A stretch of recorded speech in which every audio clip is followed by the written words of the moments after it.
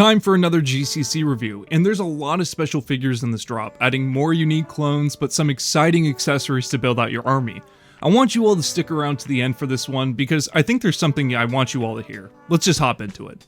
I've been waiting for this guy for a while now, and packing an official unreleased olive P2 helmet with holes, a new camo, and an official visor painted to match the figure, that's pretty cool. The ranked badge on this guy is actually very small compared to official figures like Vaughn and Cody, and that felt like one big miss to me when I tried to match these to my other figures. The visor paint job just isn't the best here too, and I would have loved to have seen like a sealant coat over this to prevent like easy scratching that you see on the visor. Genuinely, this is an impressive figure. It's just $36, and that's a lot. Getting the Doom Troops last drop was perfect for this launch, and Crosshair Bricks just gave away this entire trio in my Discord, so make sure you're in there because we're doing giveaways all the time. A DICE Battlefront 2 original character comes to GCC, and I love all the ones that they've been doing from this game. A new character for the ARC replica helmet, the gray in-house mold works great for this P2 custom. What I'm really bummed about here though is that the legs on these guys just instantly did not connect. It's as if they're not official parts. I've never seen legs this loose on a figure before. So I replaced the hips and it's still a little loose, but it's definitely better. The molded ARC P1 helmet sometimes gets stuck, and I think that's fine. It doesn't really bother me, but it's an annoyance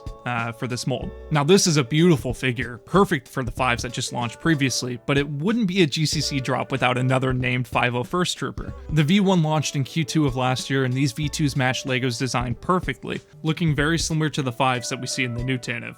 And yeah, this one is self-explanatory, but these are the same ARC molds that I've seen on the other ARC Trooper Echo, and just without any of the other print.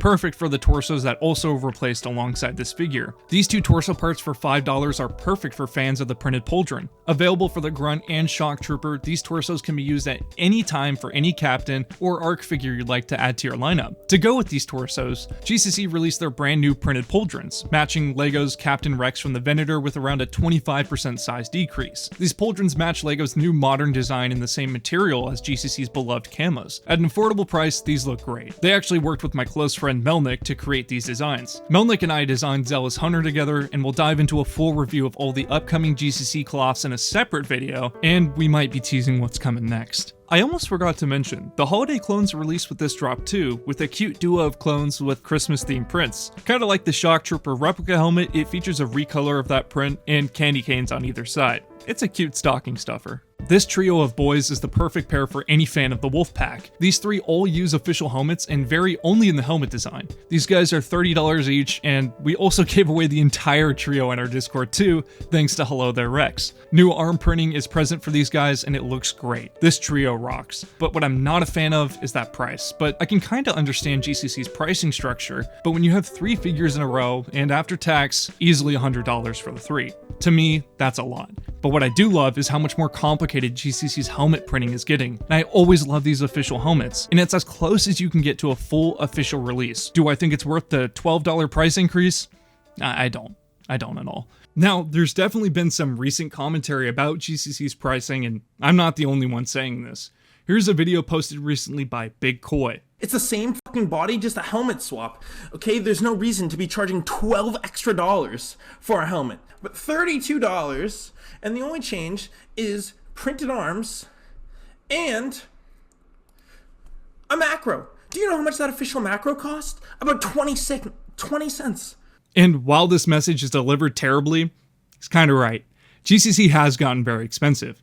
$36 in a V2 announced before it's even released. No printed head for named clones. Official helmets costing upwards of $8 and more. Like, look, I get it. GCC has made incredible strides last year, and as Hello There Rex said, show this to somebody 3 years ago and they would genuinely just think this doesn't exist, this isn't real. GCC has built a very strong, loyal, and active community, one that I believe in strongly, but right now, the consumer is priced out. We can't keep up with these continual twice-a-month drops of several $35 plus figures. If GCC wants to hold their market share and push to new levels and preserve their A+ status in the LEGO Star Wars community, I would like to see some of these changes, and one being the price. The community does feel priced out, and a surplus of resellers has made stock and inventory shift to different regions and often creates FOMO. A lot of us would like to see these army builders decrease in price too, and according to GCC's website, their top 4 selling products of all time are all under $2.50. I think that price is fantastic. But when you subtract the $2.50 helmet, you're left with a torso with no arm printing, legs, and a blank black head. Do I think that's worth $15.50? Not really. And on top of that, I've received some figures that either were chipped and painted wrong or stained, and while these things do happen with OEM Lego, it's never been to this scale. And I imagine it's because GCC has grown so much. I imagine this is like a suffering from success problem. There's this rapid demand and supply chain issue with how successful they've become, but these small or large sacrifices in quality are noticed across the board. I personally have a great experience with the leader of GCC, Yoshan. Yoshan and I currently are printing Zealous Hunter V2. We're also working on an exclusive upcoming Discord exclusive custom. But in that same Discord, I've seen some horror stories that were shared there of GCC products, and we all hate seeing that. The growth in V2s and V3s before figures are even released is disappointing to a lot of us too. Why wouldn't GCC publish renders or test prints first? This seems like such an easy thing to do and would avoid so many of those small issues that appear on some of these first V1, V2 customs. I just feel like I can name like 10 people that would do this job for free. Seeding and working with the community would be greatly appreciated, and whenever you see a teaser photo from GCC, just know that's always the final product. If there's any room for feedback, it'll have to appear on the V2. And maybe this is clone fatigue setting in too, because while they make amazing customs that I didn't even know they could make, like the Holo clone from Tyne, I think GCC really excels when they're doing Star Wars Saga customs or the Skywalker Saga customs, or like user Blind Blitz mentioned, why not start making pilots or P1s? The airborne mold here is a great step. This is a fantastic mold. To me, this is what would bring GCC to a new level, and I know they're so close. I'm pumped for their in-house molds improving and growing in variety, like the Republic Guard. That's an incredible mold. This just opens so many new possibilities, and I know they'll do a great job. The Guard mold is incredible. The GCC Gus was a fun figure too, so I hope we see more new IPs and more customs that expand past clones or even Star Wars. I actually have the GCC Lord of the Rings figure too, and this was so much fun. I hope you all understand where this comes from, because it comes from a place of absolute passion and love for this community.